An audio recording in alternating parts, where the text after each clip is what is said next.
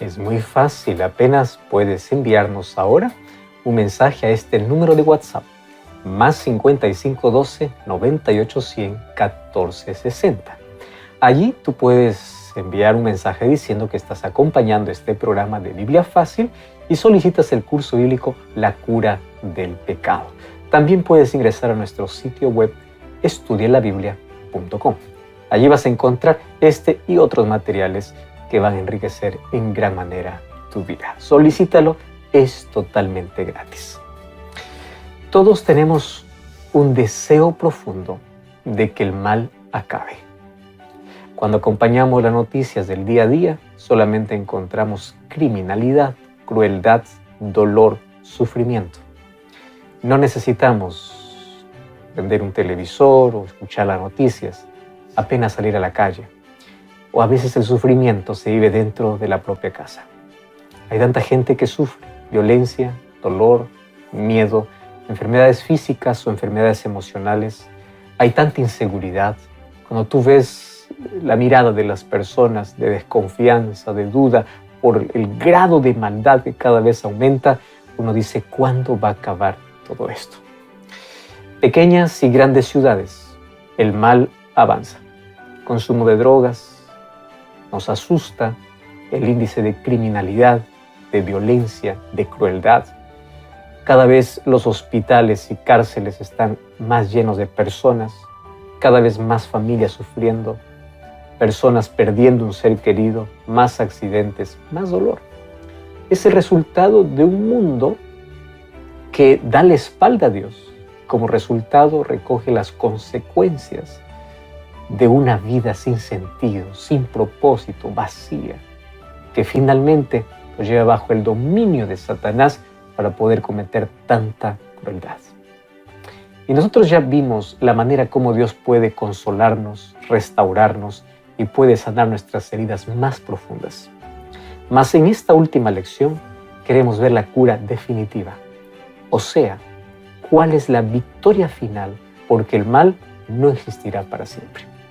El mal tiene sus días contados. Un día se acabarán las despedidas, las lágrimas y todos los motivos que nos llevaban al dolor. Eso veremos hoy en nuestro programa y como siempre, antes de abrir la Biblia, pedimos la dirección de Dios. Oramos. Gracias, Señor, por tu palabra.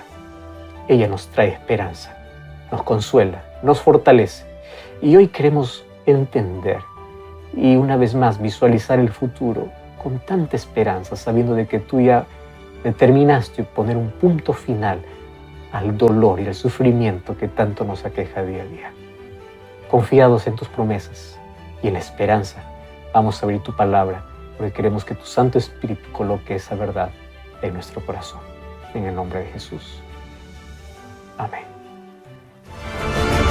7 respuestas a 7 preguntas en 7 minutos.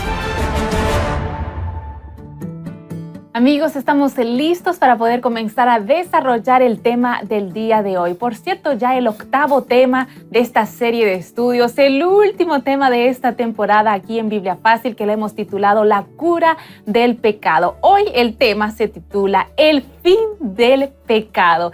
Vamos, como siempre, a realizar una serie de preguntas. El pastor Joel nos va a ayudar a responderlas a la luz de la Biblia. Si te es posible, también ten tu Biblia junto a ti. Vamos a corroborar juntos lo que Dios quiere decirnos hoy a través de su palabra. Bien, comenzamos con la primera pregunta. Bueno, frente a la muerte, y lastimosamente, pastor Joel, amigos, desde que el pecado entró a este mundo, la muerte se tornó en una realidad inevitable.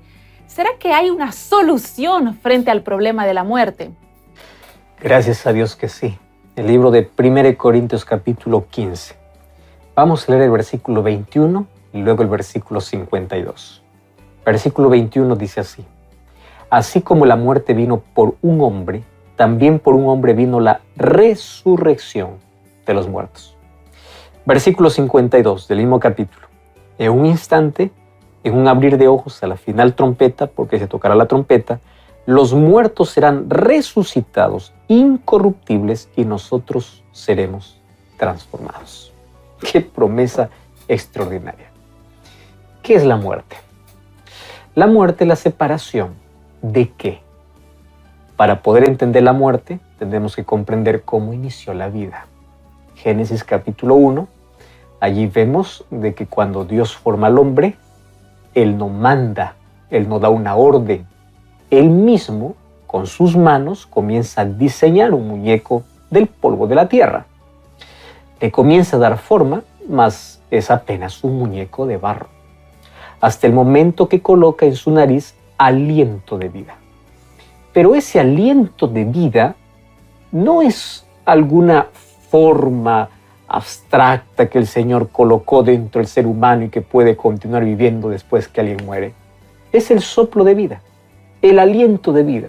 Ruach es el término en el hebreo, que es el soplo. Cuando Dios sopló en la nariz, dice el libro de Génesis 2:7, que el ser humano se convirtió en un alma viviente. Algunas traducciones lo colocan como ser viviente, pero la expresión hebrea es nefesh hayah, que significa alma viviente. Entonces, en la Biblia encuentro que alma es un ser humano vivo. Y el libro de Ezequiel capítulo 18 dice que el alma que pecare, esa morirá. Por cuanto todos pecamos, dice Romanos 6, todos estamos destinados a morir. O sea, cuando uno muere, Eclesiastés 5 dice que vuelve al polvo de la tierra y el soplo de vida vuelve a Dios. No existe un alma deambulando, no existe algo que sale del ser humano de manera consciente, no. El soplo de vida vuelve a Dios, es la vida, y el cuerpo vuelve a la sepultura. Eso es lo que la Biblia declara sobre la muerte. Es allí donde se han levantado diversas teorías y argumentos sobre la muerte. Cuando uno muere, se reencarna. Cuando uno muere, va a otra esfera. Cuando uno muere, sufre. Cuando uno muere... Todo basado en culturas paganas. Los egipcios crearon la idea de la muerte. Los griegos fueron los que escribieron. La filosofía griega ha dado para todo el mundo el concepto del dualismo, de que el ser humano tiene un cuerpo y aparte tiene un alma, cuando la Biblia dice que el ser humano no tiene un alma, el ser humano es un alma. ¿Qué significa eso? Cuando morimos, no hay nada algo que viva y algo que vaya a poder disfrutar o a poder allí sufrir. No existe ese concepto. ¿Qué dice la Biblia? La Biblia compara la muerte como un sueño. Todos están en la sepultura. Aquel que duerme tiene esperanza que va a despertarse. Aquel que muere tiene la esperanza ¿de qué? De resucitar. ¿Cuál es la solución que Dios dio al problema de la muerte que vino por causa del pecado? No es que Dios a sus hijos les va a decir, ustedes no van a morir. La muerte como consecuencia primaria abarca para todos, creyente y no creyente, todos. Sin embargo, la solución que Cristo da es la resurrección. Y eso es lo que dice 1 Corintios capítulo 15, versículo 21. Por uno entró la muerte, pero por otro entró la vida. ¿Y la vida cómo vuelve? A través de la resurrección. No a través de la encarnación, no a través de trasladarse para otras esferas, no. Porque la muerte no es un viaje que el ser humano hace para el cielo o para otro lugar, no. El ser humano descansa. La solución que la Biblia presenta para la muerte es la resurrección. Pablo va a reforzar esa idea, así como Cristo resucitó de los muertos, traerá vida a todos los que murieron en Él. O sea, al momento de morir, su vida estaba en armonía con Dios. Pero finalmente veremos que no solamente los justos resucitarán, también los impíos volverán a la vida a través de la resurrección, más para recibir una condenación, que es la recompensa que ellos tienen por causa de sus decisiones. Pastor, qué bendición pensar y saber que frente a la muerte sí existe una solución y tenemos esa esperanza de la resurrección cuando Jesús vuelva. Ahora, cuando hablamos sobre este asunto, vamos a aprovechar ya de ir profundizando un poquito más. La Biblia nos dice que habrá 2 resurrecciones. Entonces queremos saber un poco más, Pastor, porque yo sé que nuestros amigos que nos acompañan, tal vez en este momento estamos hablándole a alguien y con seguridad la mayoría de todos nosotros hemos perdido algún ser querido. La ausencia todavía duele, pero tenemos esa bendita esperanza de la resurrección. Ahora, ¿cómo que hay 2 resurrecciones y quiénes participarán, Pastor Joel, de esa primera resurrección? Vamos a la primera entonces. 1 Tesalonicenses capítulo 4, versículo 16. Dice así: el mismo Señor descenderá del cielo con voz de mando, con voz de arcángel y con trompeta de Dios, y los muertos en Cristo resucitarán primero. Cuando vamos al libro de Apocalipsis capítulo 20, versículo 6 dice así: bienaventurado y santo el que tiene parte en la primera resurrección, porque la segunda muerte no tiene poder sobre ellos. Qué interesante, habla de dos muertes, primera muerte y segunda muerte. ¿Cuál es la primera muerte? Aquella al cual todos estamos hoy condenados. Cualquier momento puede morir, es la primera muerte. ¿Y cuál es la segunda muerte? La segunda muerte es la muerte de condenación, es la muerte eterna, la muerte sin esperanza. La primera muerte es una muerte con esperanza, va a depender de nuestras decisiones. Hoy puedo morir, pero tengo la esperanza de que un día voy a resucitar. Y aquí hace una distinción en resurrección, porque dice que habrá una primera resurrección y una segunda resurrección. Bienaventurado, dice Apocalipsis, aquellos que forman parte de la primera resurrección. ¿Por qué? Porque la primera resurrección es para vida. ¿Y cuándo se dará? Cuando Jesús regrese por segunda vez. Todas las personas que murieron en Cristo serán resucitados. Los sepulcros se abrirán. ¿Todos los sepulcros? No. Solamente los sepulcros de aquellos salvos, de aquellos que irán al cielo. Por eso Pablo afirma en 1 Tesalonicenses 4:16, los muertos en Cristo resucitarán primero, es decir, en la primera resurrección. ¿Cómo resucitarán ellos? Glorificados. Hay muchas personas que dicen, ¿cómo va a resucitar alguien que fue incinerado? Alguien que fue cremado, alguien que ni siquiera se le encontró su cuerpo. ¿Cómo va a resucitar alguien que fue allí tragado por tiburones? ¿Cómo resucitará alguien que fue paralítico, que fue ciego? La respuesta es simple: transformado, glorificado, sin rastros, sin defectos, sin rastros de pecado y sin defecto alguno. Ellos serán transformados y ya resucitan siendo inmortales. No hay más deformidad por causa del pecado, y los que vivos esperan a Jesús sin haber experimentado esta primera muerte y esperan a Jesús serán transformados. ¡Qué promesa extraordinaria! Entonces, no importa en qué circunstancia uno muere, la resurrección a la vida es una resurrección ya de transformación y glorificación. Entonces, la muerte no tiene por qué asustarnos, a menos que rechacemos a la vida que es Cristo. La muerte tampoco tiene la última palabra. Jesús volverá para poder resucitar a aquellos que creyeron en Él en la primera resurrección. Y ellos serán resucitados para vivir para siempre. Esa promesa que Jesús nos hizo finalmente se cumplirá. Esforcémonos cada día para que si la primera muerte toca nuestra vida, podamos ser parte de la primera resurrección, que es cuando Jesús regresa. Pastor, ahora me quedé pensando que usted mencionaba, ¿no?, y aclaraba que esa primera resurrección será de las personas que murieron, fueron al descanso en Cristo Jesús. Y ahora, ¿y esas personas, pastor, que rechazaron a Jesús una y otra vez y hasta el final de sus días, quiénes entonces son ellos o quiénes son los que participarán de esa segunda resurrección?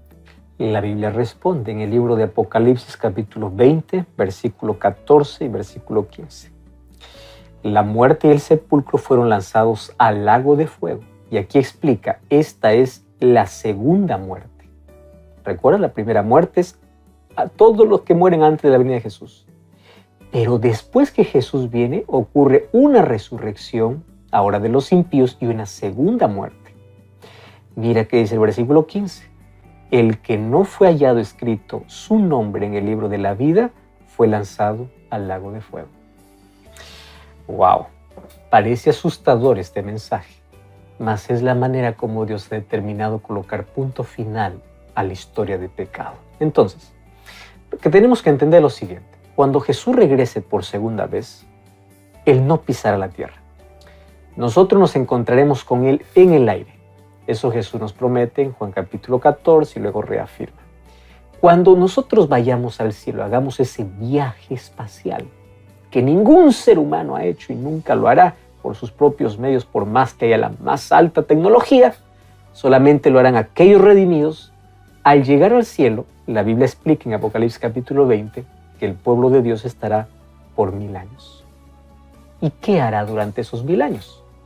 El libro de 1 Corintios capítulo 6, versículo 2 y versículo 3 dice que se ejecutará un juicio en el cielo, pero no para determinar quién se salva o quién se pierde, sino apenas para comprobar. Por eso esta etapa de juicio se llama juicio comprobatorio, para comprobar por qué se perdió aquel que se quedó. Porque las sorpresas en el cielo serán grandes.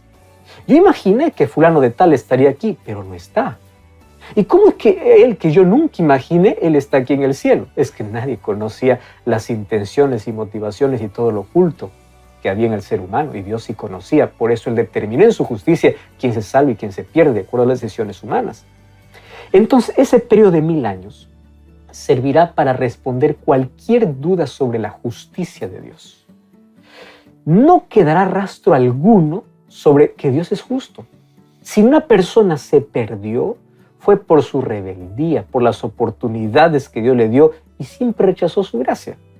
Entonces, en esos 1000 años se revelará las intenciones, las acciones, aquello que nadie conocía. Y finalmente, ¿qué cosa diremos? Dios es justo. Quedaremos convencidos de su justicia porque finalmente cada ser humano decidió su destino. Allí sabremos por qué hay personas que están allí y otras personas no. Mas, ¿qué sucederá después de los 1000 años? Apocalipsis capítulo 20 y 21 nuevamente resalta: después de ese milenio, la nueva Jerusalén desciende del cielo. ¿Cómo desciende? Solo imaginarlo puede darnos escalofrío. Imagínate, cuando está descendiendo, esa nueva Jerusalén se detiene en el aire. ¿Y por qué se detiene? Porque ahí ocurre una segunda resurrección. Y en esa resurrección, ¿quiénes se levantan? Los perdidos. ¿Qué cosa dice Apocalipsis, el texto que leímos? Aquellos que sus nombres no están en el libro de la vida, o sea, aquellos que no se salvaron, ahora resucitan. ¿Quién más aparece allí? Satanás. ¿Y cómo aparece Satanás? Para engañar. Claro, porque en ese periodo de 1000 años, Satanás no ha cambiado. Sus intenciones continúan siendo las mismas. Porque él rechazó hace miles de años oportunidad. Y también aquellos que resucitan esta vez, en la segunda resurrección, no resucitan transformados. Ahí está la diferencia de aquel que murió en Cristo y aquel que murió sin Cristo. Aquel que murió en Cristo resucita transformado, con un carácter diferente, sin defectos, sin rastros de pecado más en su vida. Sin embargo, aquel que murió sin Cristo resucita con el mismo carácter y con la misma rebelión.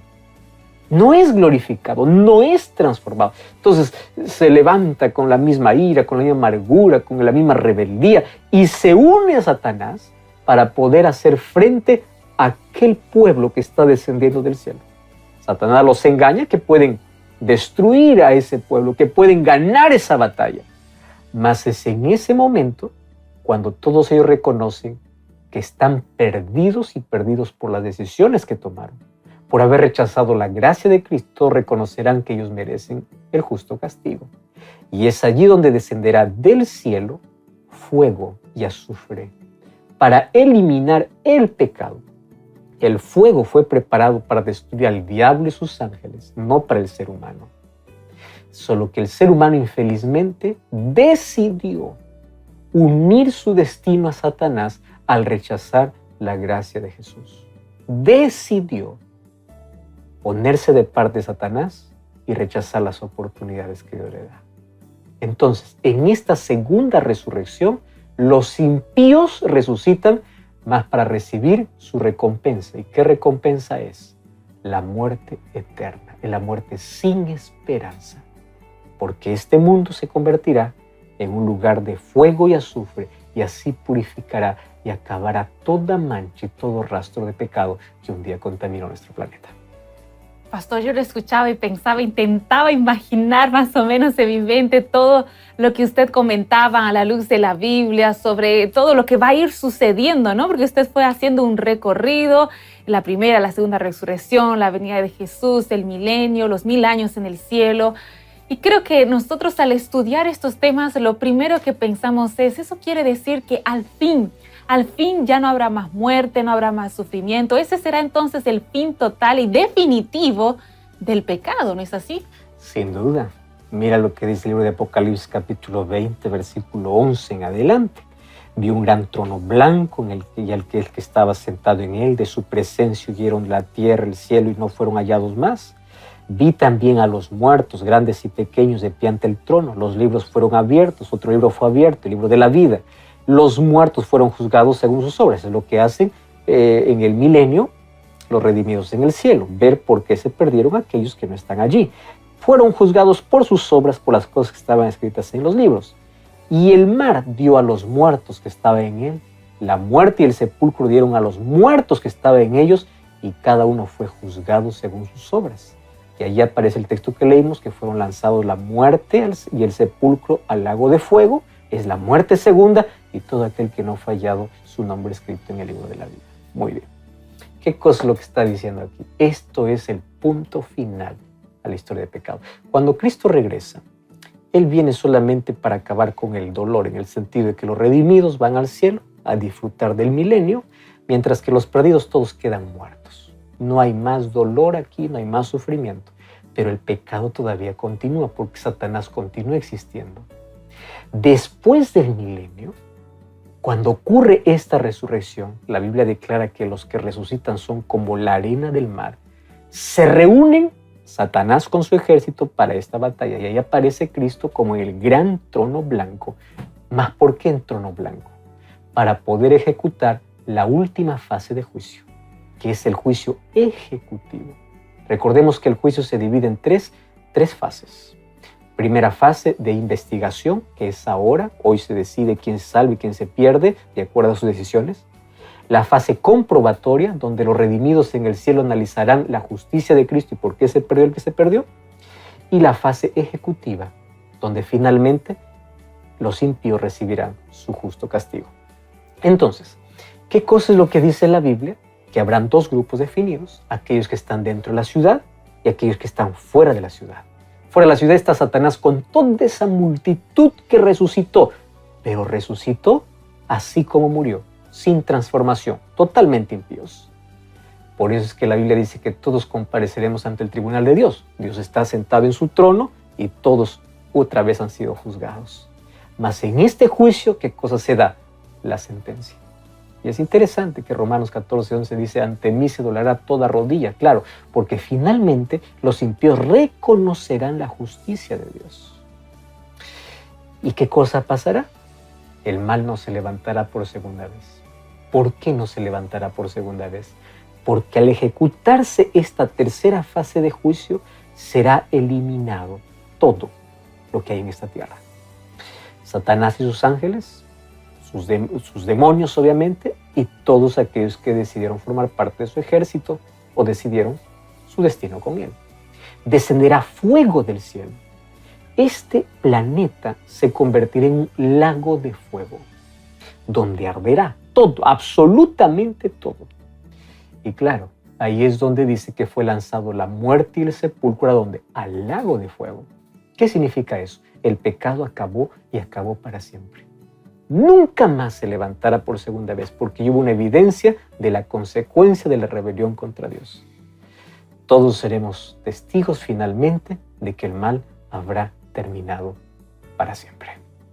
Pastor, qué esperanzador es pensar de que el sufrimiento, el dolor, la muerte, el pecado va a tener un fin, sí, va a terminar. Nosotros, amigos, a lo largo de toda esta temporada en este programa aquí en Biblia Fácil, hemos desarrollado sobre este asunto, sobre la verdadera cura del pecado. Y antes de finalizar el programa del día de hoy, lo hacemos de una forma llena de esperanza, porque, pastor, esto no termina allí. La Biblia va más allá. Nos habla de una tierra nueva. ¿Cómo será esa tierra nueva? ¿Qué nos dice la palabra de Dios? Una vez que este planeta sea purificado, nuevamente volverá a ser el lugar eterno de los justos. ¿Qué sucederá allí? El libro de Apocalipsis capítulo 21, versículo 4 dice: Dios enjugará toda lágrima. No habrá más muerte, ni llanto, ni clamor, ni dolor, porque todas las primeras cosas pasaron. El fuego habrá consumido el mal y todo vestigio del pecado. La tierra que estaba contaminada y corrompida habrá acabado. Porque como dice el libro de 2 Pedro 3:13, Dios hará una nueva creación, nuevos cielos y nueva tierra. una nueva creación, perfecta, así como fue al comienzo. Mas esta vez será eterna, porque no habrá más lágrimas, ni dolor, ni llanto. La maldición que el pecado trajo será eliminado por completo. El mal no se volverá a levantar y los justos heredarán la tierra para siempre. Hay un texto extraordinario en Conflicto de los Siglos, página 657. Dice: el gran conflicto terminado y no hay más pecado ni pecadores. Todo el universo será purificado. La misma pulsación de armonía y de gozo late en toda la creación. De aquel que todo lo creó manan vida, luz, contentamiento por toda la extensión del espacio infinito. Desde el átomo más imperceptible hasta el mundo más vasto, todas las cosas, animadas e inanimadas, declaran en su belleza, sin mácula y júbilo perfecto: Dios es amor. El conflicto acabó. Esta guerra que vivimos, donde hay dolor y sufrimiento, tiene su final. Viviremos en la presencia de Dios para siempre. El hecho de poder estar allí no fueron por méritos humanos. Fue porque un día Cristo vino, murió en nuestro lugar, resucitó, venció la muerte y nos dio la mayor victoria. Por eso Apocalipsis 1:17 dice: yo tengo las llaves sobre el Hades, sobre la sepultura. Yo tengo autoridad porque yo lo vencí. Tú y yo somos invitados a formar parte de este reino, a disfrutar de la presencia de Dios. Mas hoy necesitamos colocar nuestra vida en armonía con su voluntad. Solo hay dos caminos y solo hay dos destinos. Y quiero decirte una cosa: la vida es muy corta, pero la vida es suficiente para hacer tres cosas: para amar, para servir y para decidir cómo pasaremos una eternidad. Una eternidad al lado de Jesús o, como consecuencia, la muerte eterna. Cada quien decide. Por eso la palabra de Dios dice: hoy he puesto ante ti la vida y la muerte. Elige la vida. Elige a Cristo. No cambie las promesas de Dios por vanas sutilezas o por vanas cosas que este mundo ofrece. Entrégate a Cristo. Ríndete a Cristo y espéralo todos los días, porque el mal pronto acabará.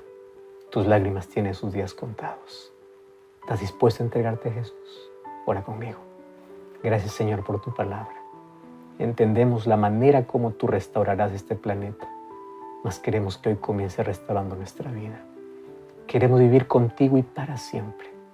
Por eso aceptamos a Cristo como Salvador y colocamos nuestra vida para que pueda estar en armonía con tu voluntad.